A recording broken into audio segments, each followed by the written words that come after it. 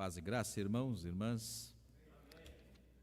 Vamos meditar na palavra mais uma vez, neste momento tão oportuno que Deus nos dá de refletir e também de, crendo, receber inspiração da palavra sagrada do Senhor. Domingo passado começamos uma série de mensagens para este mês de agosto. O mês de agosto, uma marca importante no presbiterianismo brasileiro. No dia de ontem, aliás, sexta-feira, dia 12 de agosto, comemoramos 162 ou 3 anos de presbiterianismo brasileiro. No dia 12 de agosto de 1859, no Rio de Janeiro, na Baía da Guanabara, aportava Archibald Green Simonton, primeiro pastor presbiteriano, e foi daquela vida preciosa que ficou por apenas 7 anos, 10% do tempo de idade que tem esta igreja. 70 anos, contando o seu tempo de congregação, ponto de pregação e igreja organizada.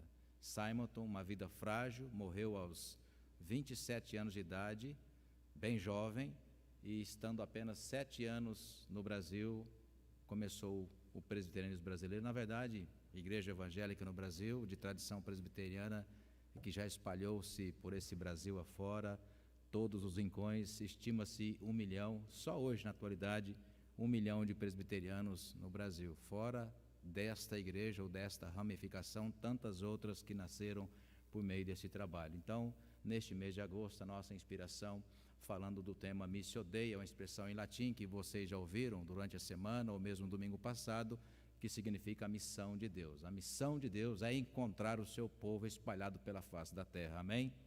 Essa tarefa é de Deus. A nossa tarefa primeira é glorificar a Deus depois que fomos encontrados. Fazer missão não é a nossa primeira tarefa. A nossa primeira tarefa como crente é adorar a Deus. E através da nossa vida de adoradores e adoradoras, Deus usa cada um de nós para que, de fato, a sua missão de encontrar os seus eleitos espalhados pelo mundo em todo o tempo, aí sim, como segunda tarefa, Ele usa cada um de nós. Portanto, nesta noite, já vai ficando cada vez mais claro para você o que significa a expressão Missio Dei. Eu sei que você não vai, talvez, enxergar aí as letrinhas que estão bem pequenas ali, mas eu coloquei no grupo da igreja e aquelas 5 virtudes bíblicas e cristãs que estão colocadas ali naquelas colunas, ou pelo menos naquelas linhas, mostram uma exposição de Atos 2, 42 a 47, e que são 5 características que uma igreja cristã tem que apresentar. E aqui como testemunho, irmãos e irmãs, pessoal, como pastor dessa igreja, mas como crente, membro deste corpo de Cristo, pouco mais de meio ano que estou com vocês, eu não tenho dúvida nenhuma de que essas características estão no DNA desta igreja. Quais sejam? Nós temos aqui, então, doutrina dos apóstolos, comunhão, orações, unidade, que é a unidade do corpo de Cristo, e, claro, há décadas e décadas, celebração da ceia do Senhor. Portanto, nós vamos... Deixa eu ver se passa... Aí. Então, abra comigo o texto lá de Atos 2, 42 a 47, e você vai inteirar-se do que nós estamos... preparados aqui nesta noite para compartilhar com vocês, queridos irmãos, queridas irmãs. Atos 2, o texto é bastante conhecido, decorado de alguns, musicado por outros, esse belíssimo trecho da palavra do Senhor. Atos 2, 42 a 47. E o tema que nós vamos, o título que nós separamos para esta reflexão, igreja, está aí: Sim, Senhor, cumpra sobre nós a tua promessa. Fique atento, igreja, ao que nós queremos compartilhar nesta noite, a partir deste título e a partir deste texto. Você encontrou Atos 2, 42 a 47, amém? Muito bom. Então, verso 42. E perseveravam na doutrina dos apóstolos, na comunhão, no partir do pão e nas orações. Em cada alma havia temor, e muitos prodígios e sinais eram feitos por meio dos apóstolos. Todos os que criam estavam juntos e tinham tudo em comum. Vendiam as suas propriedades e bens, distribuindo o produto ou saldo entre todos à medida que tinham necessidade. Diariamente, é isso mesmo, diariamente perseveravam unânimes no templo, partiam pão de casa em casa e tomavam as suas refeições com alegria e singeleza de coração, louvando a Deus e contando com a simpatia, sim, igreja, simpatia, coisa que nós vimos desde janeiro nesta igreja, simpatia de todo o povo, e por conta dessas características de Cristo presentes na igreja primitiva, a promessa de Deus que está aí, né? Pastor, aqui não tem promessa, a língua portuguesa vai deixar claro isso, só que quando você entende que a missão de Deus é encontrar os seus eleitos na face da terra, essas características, Eliezer, estando em nós presentes, nós estamos prontos para dizer para o Senhor, olha, Senhor, então nós estamos prontos para colher as suas ovelhas, amém? Nós estamos prontos, porque fazendo tudo isso que está descrito, do 42 até o 47, a parte A do verso 47, fazendo isso, então, diz o texto, e por conta daquilo que se encontrava na igreja primitiva, seu Maurício, o Senhor ia traindo as suas ovelhas espalhadas pelo mundo, amém? É desse tema que eu quero compartilhar com você. Quando nós olhamos o capítulo 2 de Atos, e nós fazemos isso já há algumas décadas, tanto eu, que sou bem jovem ainda, né, pastor Alessandro, garoto, mas outros aqui de mais idade que eu, certamente já leu muitas, dezenas, talvez centenas de vezes o capítulo 2. Já ouviu muitas aulas de escola dominical, muitas pregações sobre esse texto, de modo que, irmãos e irmãs, não há dúvida, de modo mais geral, não há dúvida da mensagem que Atos 2 quer nos trazer. Ouvimos aqui a irmã Laodiceia falar sobre a promessa de Deus cumprida, o cumprimento da promessa de Deus. Atos 2, irmãos e irmãs, é uma promessa do profeta Joel no capítulo 2. Não foi uma coincidência, não foi um acidente de percurso. Atos 2, irmãos e irmãs, igreja, é o cumprimento profético do próprio Senhor Jesus, João 14, João 16, falando que quando chegasse ao Pai, rogaria para que não deixasse a igreja órfã, para que não deixasse os discípulos de Jesus órfãos, e disse isso com tanta clareza e em tantas vezes, que depois de 50 dias de ressurreto, cumpre-se a promessa de Jesus, cumpre-se a promessa bíblica de Joel 2, e naquelas 120 pessoas, Atos capítulo 1, você vai descobrir que no cenáculo, num barracão, tinham poucas pessoas. Preste atenção, igreja. 12 apóstolos, menos um, depois mais um, Matias. Algumas mulheres. Depois alguns discípulos que foram aderindo ao movimento.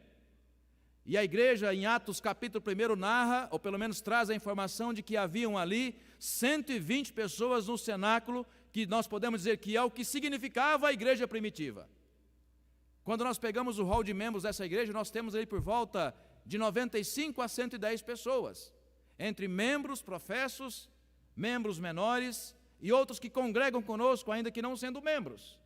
Então nós podemos dizer, irmãos e irmãs, nós como IPI de Mauá, nós estamos prontos para reviver a igreja primitiva, amém? Está fraco, amém? Glória a Deus. Nós estamos prontos, bíblica, teologicamente e sob a promessa do Senhor. Todos vocês têm visto isso, experimentado isso, e eu como pastor e professor de teologia já há muito tempo, e aqui não é vaidade, mas é constatação, o meu olhar clínico para essa igreja está firmada na doutrina dos apóstolos. Essa igreja tem comunhão, tem unidade cristã. Essa igreja tem experiência de orações semanal. Essa igreja se alegra na celebração da mesa do Senhor. E essa igreja crê na promessa do Senhor, que vivendo assim, Ele há de acolher, ou pelo menos de trazer sobre os eleitos de Deus, as ovelhas que Ele mesmo tem separado, irmãos. Por isso, irmãos, capítulo 2 de Atos é o nascimento da igreja. E não é apenas os milagres que nos chamam a atenção, não. Porque Atos 2, depois da descida de Pentecostes, a experiência mais marcante que a igreja vai viver é o impacto da pregação que o apóstolo Pedro teve sob o poder do Espírito Santo. No próprio capítulo 2 de Atos, na sequência do Pentecostes, movidos por aquele poder que desce de Deus sobre todos que estavam ali, o apóstolo Paulo sai então na sua primeira pregação, sob o impacto desse poder, 3.000 convertidos. Por isso, irmãos e irmãs, quando nós chegamos no capítulo 2, no seu final, já não há mais nenhuma dúvida no nosso coração acerca do que Deus estava cumprindo e fazendo para nascer a igreja primitiva. E ainda hoje, não há nenhuma dúvida no nosso coração sobre o que Deus quer fazer aqui neste lugar. Avenida da Saudade, 534 ou 6? 534 ou 6? 6. Então é aqui, mas se bem que se afastar um pouquinho, é aqui também, né? Ou mais para cá um pouquinho, 10 metros para lá, 10 metros para cá, está nesse lugar aqui. Abra comigo no capítulo 2, aí mesmo, capítulo 2, eu quero começar destacando 3 versículos. Primeiro, o versículo 45, porque dista aqui um tempo de, podemos dizer arredondado, 2.000 anos. Então é evidente que a forma de vida, 2.000 anos atrás, num outro país, numa outra região, totalmente diferente da nossa, era evidente que o costume, o jeito de viver das pessoas, as famílias, eram muito mais tribais do que celulares como é hoje, por exemplo. Celulares, no caso, marido, mulher e filhos, ou no caso dos Fernandes aqui, né, sobrinhos e também netinhos, agora está crescendo essa família, mas o básico, marido, mulher e filhos, também no caso da Sandra e do Marcial, né, Bernardo ali já começando a ganhar espaço, né, é assim, ainda que sejam os netos juntos, continua sendo uma família celular pequena, diferente de dezenas e centenas de pessoas como era na tradição primitiva. Verso 45 diz assim: vendiam as suas propriedades e bens, distribuindo o produto entre todos à medida que alguém tinha necessidade. Irmãos e irmãs, com muita franqueza, é muito comum a gente ouvir pregações e estudos bíblicos sobre esse capítulo 2, do verso 42 ao 47, os pastores meio que tentando pular o 45, porque parece sugerir que trata-se de um modo alternativo de vida. Ora, pois, imagina vender os nossos bens, os nossos pertences que são utilizados para o sustento da nossa própria casa, entregar à igreja e viver de forma alternativa. Naquela ocasião, sim, mas hoje não se trata disso. Mas o que me chama a atenção no verso 45, irmãos, irmãs, é a de que se trata também de um milagre extraordinário que muitas vezes é passado de forma despercebida. A gente costuma dizer, por registros bíblicos e também históricos, registro bíblico, basta você conferir lá em Josué, capítulo 7, e não só lá, mas muitas vezes em que Deus diz para o povo, né, que estava itinerante, caminhando até Jerusalém, a terra prometida. E quando os filhos de Carmi, da tribo de Zabdi, vai entrar numa terra, antes de chegar em Canaã, Deus avisa claramente, olha, tudo que tem naquela terra, ouro, prata, muita riqueza, não toque, não pegue, vocês não precisam disso para trazer sustento para a casa de vocês. Eu vos sustentarei vocês. Mas dinheiro é dinheiro, né? Prata é prata, ouro é ouro. E eles chegam ali, uma família de repente acaba lá e pega o dinheiro e guarda. E depois o povo começa a ter um monte de problemas porque acabou não confiando na provisão, portanto na promessa de Deus sustentar o seu povo. No texto, muito mais tarde, no capítulo 2 agora, a gente entende que no verso 45, as pessoas, irmãos e irmãs, estavam naquele tempo tão impactadas por aquilo que haviam experimentado há pouquinho sobre a descida de Pentecostes, ou a descida do Espírito Santo, que de fato elas puderam acreditar que a provisão vem literalmente do Senhor, e elas são capazes de abrir mão daquilo que nós tantas vezes temos dificuldade de abrir mão, que são as coisas materiais.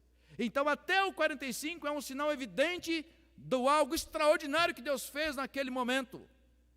convencendo as pessoas a abrirem mão das suas coisas materiais, para que pudessem viver ali o novo de Deus, marcando a identidade da igreja primitiva.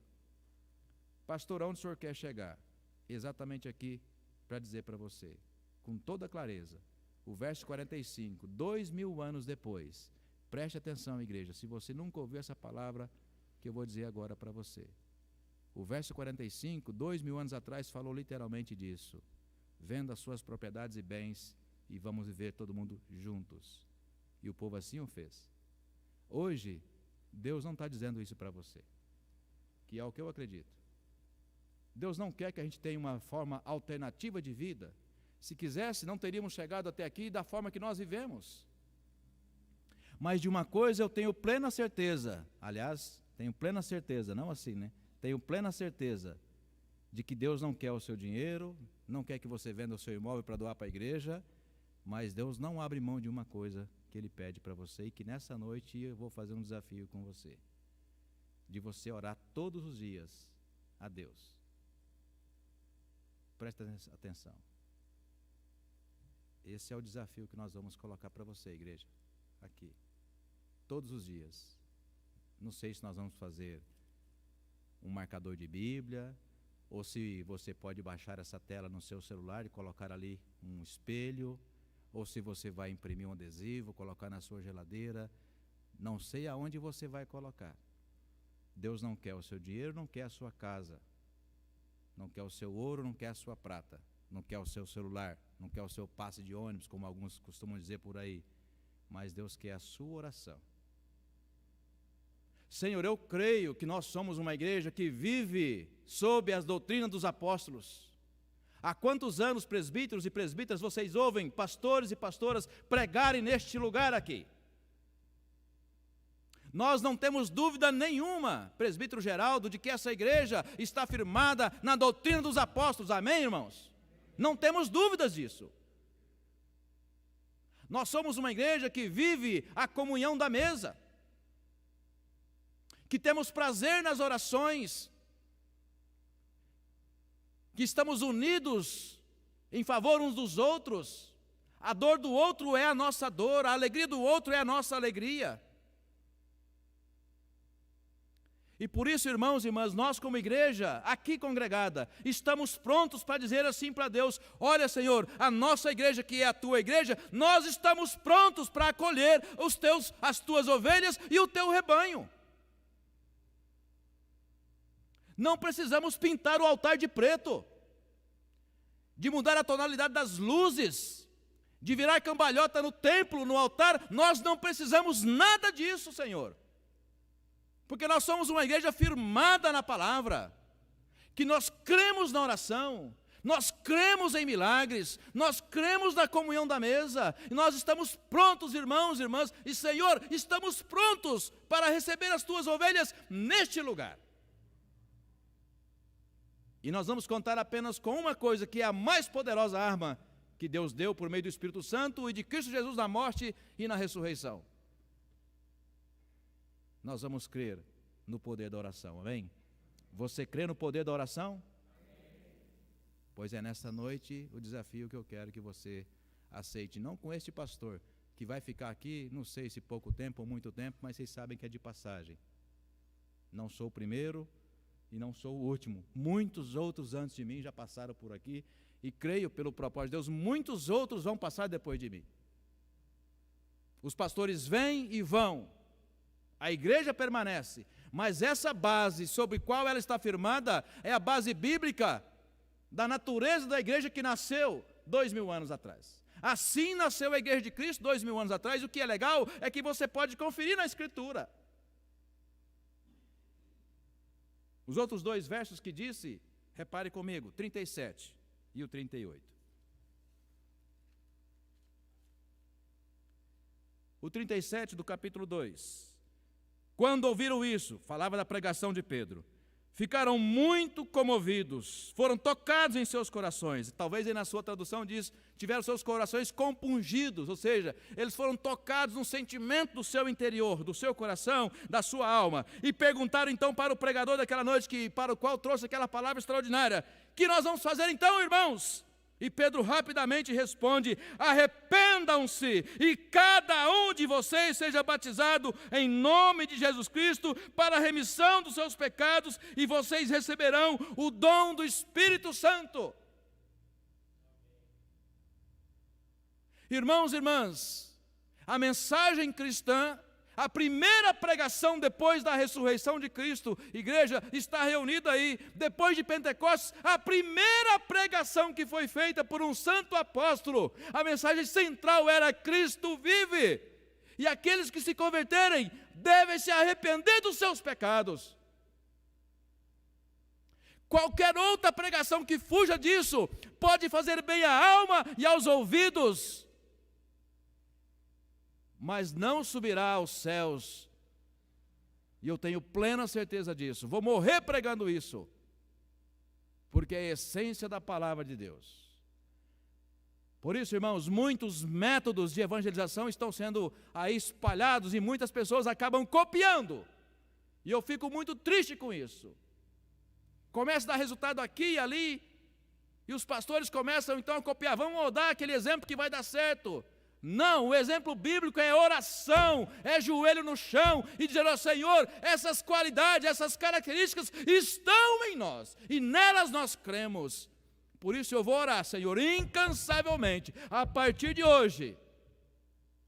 Não quero, Senhor, morrer sem meus olhos virem e contemplarem o cumprimento da promessa do Senhor sobre este lugar. Nós estamos prontos, irmãos e irmãs. Amém?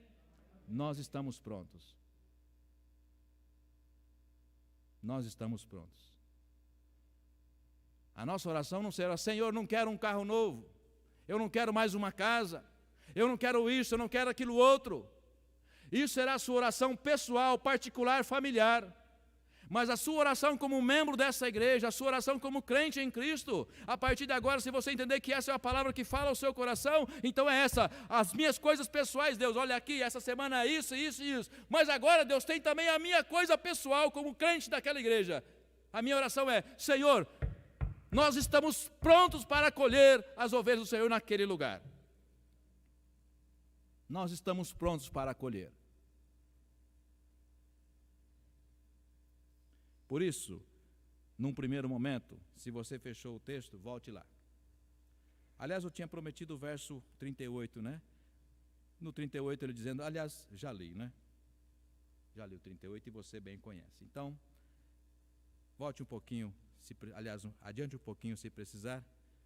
Eu vou ler com você o 42, que é o texto base da nossa reflexão.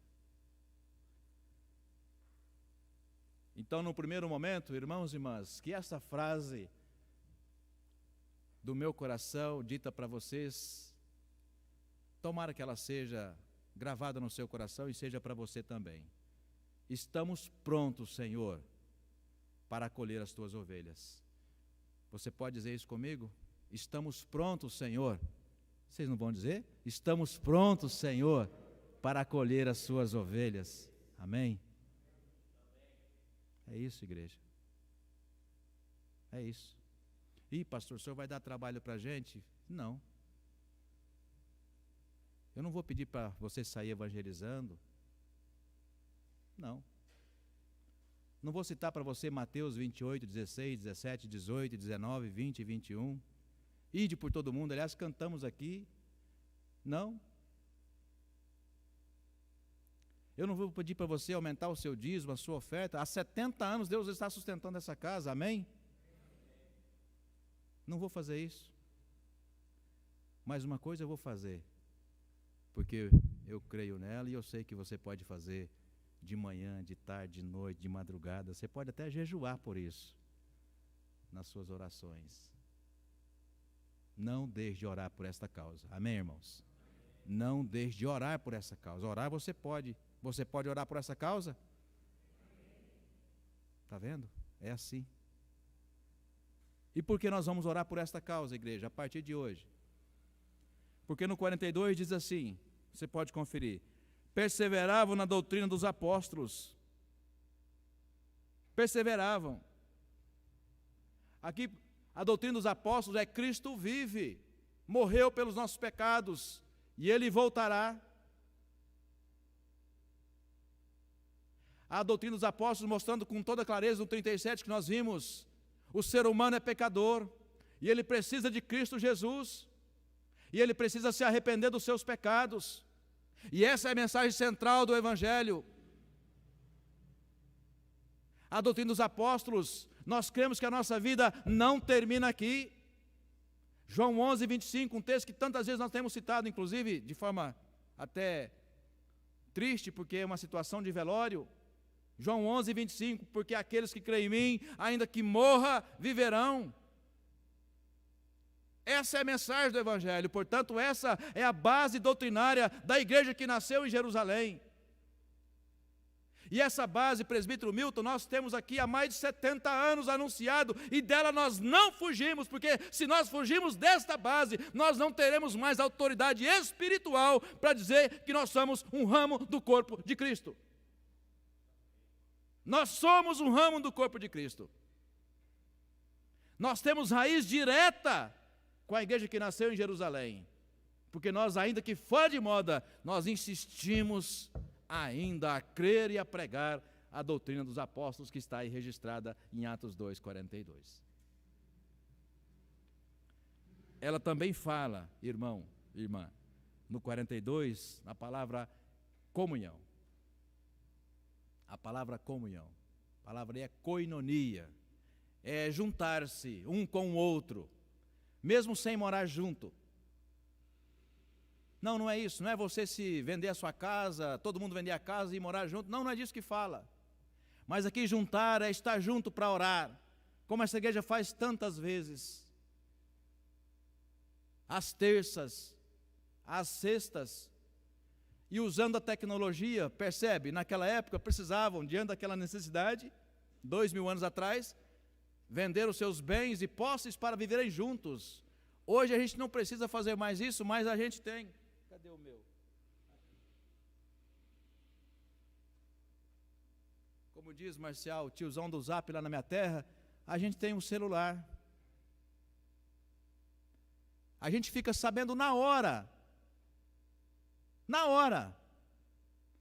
Como o nosso irmão Oscar Ferli manda lá de Roma, igual ele fez ontem, uma foto maravilhosa da Praça de São Pedro. Em poucos segundos está aqui na mão do pastor. Quando você passa dificuldade, a sua luta, a sua angústia, você coloca no grupo, e essa igreja é uma bênção. Já coloca ali oração, conte com a minha oração, e as pessoas começam a se unir. Então aí nós podemos dizer, olha, diariamente essa igreja está em oração, amém, irmãos? Irmãs, ela está em oração. Então, irmãos e irmãs, nós não estamos fazendo nada de errado, não estamos. O que não quer dizer que a gente não seja errada. Nós cometemos erros, nós somos limitados, mas biblicamente nós estamos prontos, e você não é o problema. Às vezes você acha aí, mas eu não faço nada porque está difícil. Você não faz nada, mas você pode fazer muito, porque a maior arma que está a seu dispor é o poder da oração, e esse você pode muito. Então, comunhão aqui significa estar junto, chorar com o outro, se alegrar com o outro, Élida. Ouvir a voz do outro, abraçar o outro, e agora pode visitar o outro. Somos uma igreja que vive sim em comunhão. Fazer um culto caipira na casa da Sandra e do Marcial é o nosso povo, é o nosso jeito de ser. Nós estamos prontos, Senhor. Nós queremos receber as tuas ovelhas, amém? Porque no verso 42 ele faz isso. Doutrina dos apóstolos, comunhão e orações.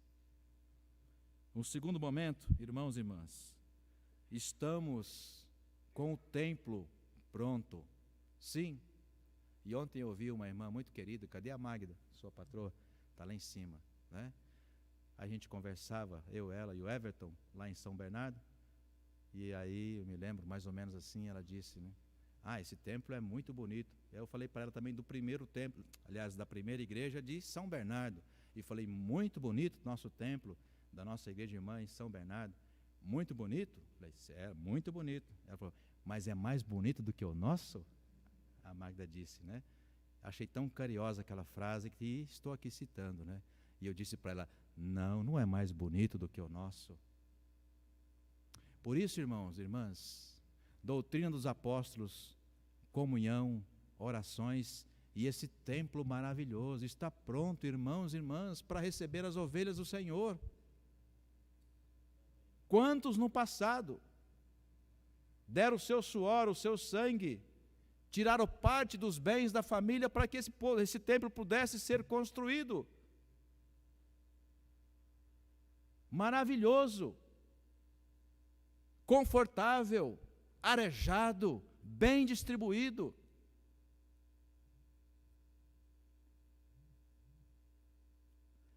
E algo que me chama tanta atenção nessa igreja, que eu quero descrever para você, lendo um texto com você. Êxodo capítulo 25, abra comigo. Êxodo, no capítulo 25, nasce o primeiro protótipo do que mais tarde e hoje seria o templo, a casa de Deus. Êxodo 25,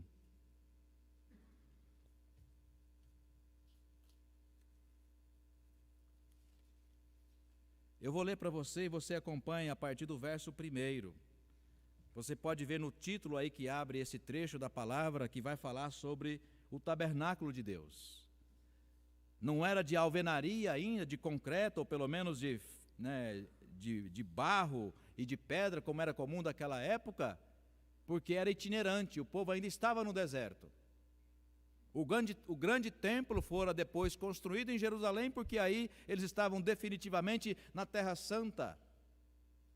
Mas veja o detalhe curioso, o detalhe de um povo grande, mas que cada um podia, e assim como podia, participou da construção do templo do Senhor, como ainda é hoje, como foi, presbítero Geraldo, como o senhor estava lá na construção desse templo. Quantas mãos, suor, lágrimas, alegria. Eu imagino o dia da inauguração desse templo, presbítero Marcos. O sentimento de realização, de conquista. Verso 1, o Senhor disse a Moisés, diga aos filhos de Israel que me tragam oferta de todo homem, olha só, tem que ser no coração, cujo coração mover para isso, dele vocês receberão a minha oferta. Esta é a oferta dele, esta é a oferta que dele vocês receberão: ouro, prata, bronze, pano azul, púrpura, carmesim, linho fino, pelos de cabra, pele de carneiro tingida de vermelho, peles finas, madeira de acácia, azeite para iluminação, especiarias, óleo da unção e para o incenso aromático, pedras de ônix, pedras de engaste para a estola sacerdotal e para o peitoral. E farão para mim, olha só, um santuário para quê? Para que eu possa habitar no meio deles, segundo tudo que eu mostrar a você, como modelo do tabernáculo e como modelo de todos os seus móveis, assim mesmo vocês farão. E o povo assim construiu, a mandado do Senhor, Missio Dei. Deus mandou o seu povo construir um templo para nele habitar, para nele congregar as suas ovelhas. E mais tarde o faria novamente com Davi, com Salomão, e muito mais tarde ainda com os apóstolos, depois da subida de Jesus. Nasce a igreja, Atos 2. Portanto, irmãos e irmãs, nós estamos aqui simplesmente cumprindo o mandado do Senhor. Nós estamos debaixo, presbítero Milton, da sua autoridade, Senhor. Não há nada de errado conosco. Porque hoje, irmãos e irmãs, fazem tantas coisas e parecem dar certo, que parece que a nossa sensação é de que estamos errados. E quando nós voltamos para a Escritura, nós concluímos, nós não estamos errados. Não estamos errados. Nós estamos certos. Talvez, e aí talvez não, certeza. Estamos sim errando nas poucas orações. Por isso o desafio nessa noite que Deus colocou no meu coração, Vera Fernandes, para esta igreja. E eu estou aqui de passagem, vocês sabem disso. Pastor, o senhor está nos ameaçando? Não, é que vocês sabem disso. Pelo menos mais 2 anos, se Deus me permitir, né, presbítero Marcos? vou continuar com vocês, é a decisão do conselho já, e será uma bênção na minha vida. Mas essa mensagem poderia ter sido pregada por outro no passado, talvez até fora no passado pregada. E pode ser mais tarde ainda por outros pregada, porque é a mesma palavra. Então o desafio nessa noite, irmãos e irmãs, nós vamos aumentar, aspas, vamos incomodar muito o nosso Deus com as nossas orações. Todos nós que estamos aqui, e aqueles que estão nos acompanhando de casa, que estão ouvindo essa mensagem, que são membros dessa igreja, aqueles que foram batizados nessa igreja, nós vamos enxurrar. Sabe aquela terça-feira, você que é membro do grupo, pastor, mas o senhor é homem e é membro do grupo de mulheres da terça-feira? Eu sou porque diz que pastor tem, né, permissão para essas coisas. Estou lá para abençoar e acompanhar vocês também. Então, terça-feira, 80, 90, 100 orações. 100 mensagens. Você olha ali, está lá, 100 oração, né? Ou 100 palavras. 100 palavras, 110 palavras, né? Para não falar 100 palavras como se fosse, né, sem nenhuma. E é assim que a gente vai fazer com Deus. Todos os dias. E Deus vai começar a perceber assim, aliás, opa, mas espera lá, agora sim essa igreja está acordando. Com tanto de oração assim, eu vou ter que atender essa igreja, amém, irmãos? Eu vou ter que atender essa igreja. Eu vou ter que cumprir sobre ela a minha palavra. Porque ela vive na doutrina dos apóstolos, na comunhão, nas orações, na unidade. E também ela celebra a Santa Ceia, ela não vende os elementos, ela não mascara os elementos. Portanto, só nos falta uma vida de oração diária, mais do que uma vez por dia. Estamos prontos, Senhor, amém? Podemos dizer isso? Estamos prontos, Senhor. Amém, igreja? É isso aí, ó, aqui. Sim, Senhor, cumpra sobre nós a Tua promessa. Nós estamos prontos, nós queremos receber, nós queremos acolher as Suas ovelhas, nós vamos amar as Suas ovelhas, nós seremos irmãos e irmãs das Suas ovelhas, nós vamos com elas celebrar a ceia do Senhor, nós vamos chorar com elas, nós vamos nos alegrar com elas, nós vamos estar juntos com elas, em nossas casas, nas casas delas, porque isso é ser igreja. Foi assim que nós fomos educados por nossos pais e avós na fé, e é assim que nós cremos, e é assim que nós queremos também continuar sendo com aqueles e aquelas que em nome de Jesus, Ele há de atrair para este lugar. Vamos terminar? Abra comigo 2 Crônicas 7:14, o texto que você tem decorado, eu tenho certeza. 2 Crônicas 7:14.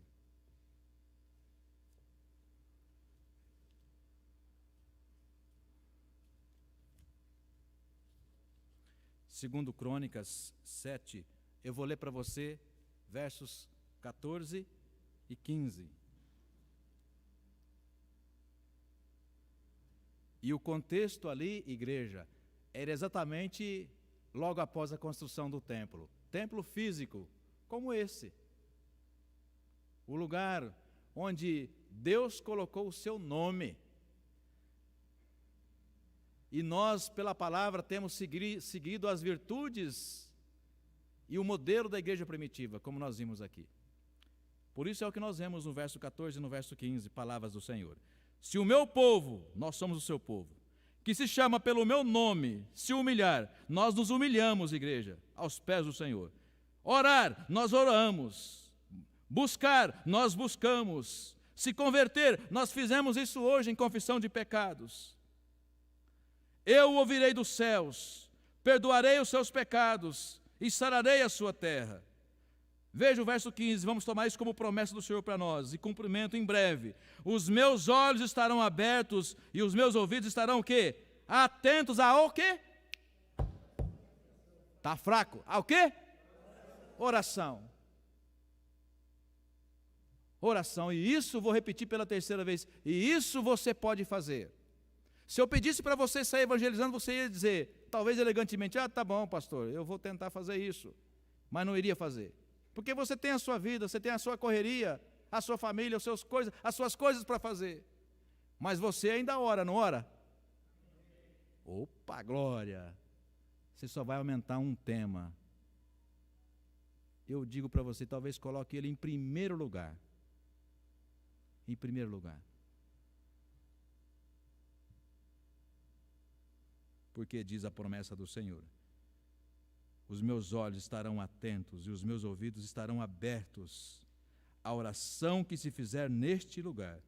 Olha o verso 16, que eu ainda não citei, mas posso citá-lo. Porque escolhi e santifiquei esta casa, para que nela esteja o quê? O meu nome para sempre. Os meus olhos, o meu coração estarão ali, o quê? Todos os dias. Irmãos e irmãs, sou garoto ainda no ministério, mas é o que eu creio e espero, daqui uns 150 anos, quando o Senhor me chamar, morrer crendo nisso. Porque isso é palavra genuína do Senhor. Por isso eu estou chamando de promessa. Sim, Senhor, cumpra sobre nós, a tua igreja, a promessa do Senhor. Amém? Feche os seus olhos, vamos orar. Pai, em nome de Jesus, nós te somos gratos por esta palavra. Porque, Deus, ela é a palavra do Senhor para o nosso alimento espiritual. Ela é a tua promessa, Deus, para este lugar. E eu sei, ó Pai, que no passado tu levantaste gigantes na fé nesse lugar, Senhor. Que essa igreja conhece tantos nomes, centenas deles, sobrenomes, famílias, Senhor, que com amor à obra, com lágrimas, muitas vezes, ó Pai, decepções com os problemas da vida, Senhor, mas que creram nesta palavra de promessa, lançaram as bases, Senhor, construíram, ó Pai, esta igreja. Quantas pessoas, ó Pai, que foram aqui batizadas, professaram a sua fé. Quantas crianças, ó Pai, que começaram a sua história espiritual neste lugar e hoje são idosos, Pai, e continuam firmes na palavra do Senhor. Por isso, ó Pai, nós cremos, nós estamos sim no caminho. Nós somos parte da Tua igreja em toda a face da terra, Senhor. Nós professamos o Teu nome, nós cremos na oração, nós cremos nos milagres. Sim, Deus, nós cremos que nesta mesa da comunhão está a memória de Cristo que morreu e ressuscitou por nós. Nós cremos, ó Pai, neste santo púlpito, onde a Tua palavra fora no passado pregada, ó Pai, por tantas pessoas dedicadas, sérias, honradas.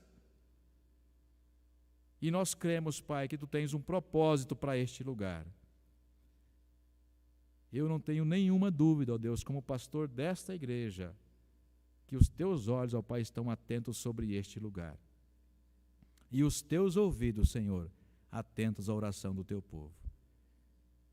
Por isso, ó Deus, que esta palavra, no poder do Teu Santo Espírito, esteja, Senhor, tocando o nosso coração todos os dias, de cada um que a ouviu aqui e de suas casas pela internet.